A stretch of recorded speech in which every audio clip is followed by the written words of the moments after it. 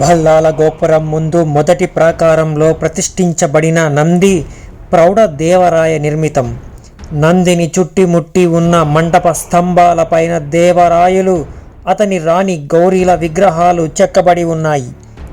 కంబత్తిలయనారు మండంలోని స్తంభం మీదను సుందరేశ్వర, సుబ్రహ్మణ్యుల ఆలయపు గోడల మీదను కూడా వీరి విగ్రహాలు చెక్కబడి ఉన్నాయి. శ్రీకృష్ణదేవరాయలు అనేక పర్యాయములు అరుణాచలేశ్వర దేవాలయాన్ని దర్శించినాడని, అనేక గోపుర మండపాలను నిర్మింపజేశాడని, అరుణాచలేశ్వరునికి అపితకుచలాంబ ఎన్నో ఆభరణాలు చేయించాడని శాసనాలు చెబుతున్నాయి.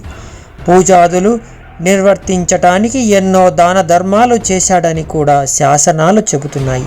కృష్ణదేవరాయలు కాలంలో తదుపరి 1542-1570 రాజ్యమెలిన సదాశివరాయల కాలంలోనూ చేయబడిన దానాలు, శాసనాలు ఎన్నో ఉన్నాయి.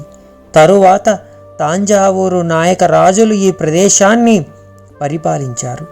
తిరువన్నామలై ఉత్తర దక్షిణ మార్గానికి మధ్యలో ఉన్నది గనుక అందరూ రాజులు దానిని తమ రాజ్య కేంద్ర బిందువుగా చేసుకొని ఎన్నో యుద్ధాలు చేశారు.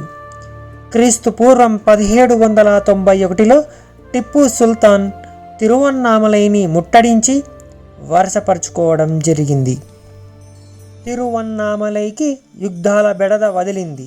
ఎన్నో యుద్ధాలు జరిగిన అరుణాచలేశ్వర దేవాలయానికి ఏ ప్రమాదము కలగలేదు. తిరువన్నామలై ప్రజలు సైనిక శిక్షణ లేకపోయినా టిప్పు సుల్తాన్ ఎదిరించి తమ ప్రాణాలు తమ దైవానికి అర్పించటం ఎంతో అద్భుతంగా చెప్పుకొనబడుతుంది. ఎందరో రాజులు తిరువన్నామలైలో రాజ్యం చేసిన, రాజ్యాలెన్ని మారినా తిరువన్నామలై దేవాలయం కానీ అరుణాచలం కానీ ఏ మాత్రము చెక్కు చెదరక తమ పవిత్రతను చాటుకుంటూనే ఉన్నాయి. సర్వము అరుణాచలేశ్వరుని మహిమే. ఓం తత్సత్. శ్రీ రమణార్పణమస్తు.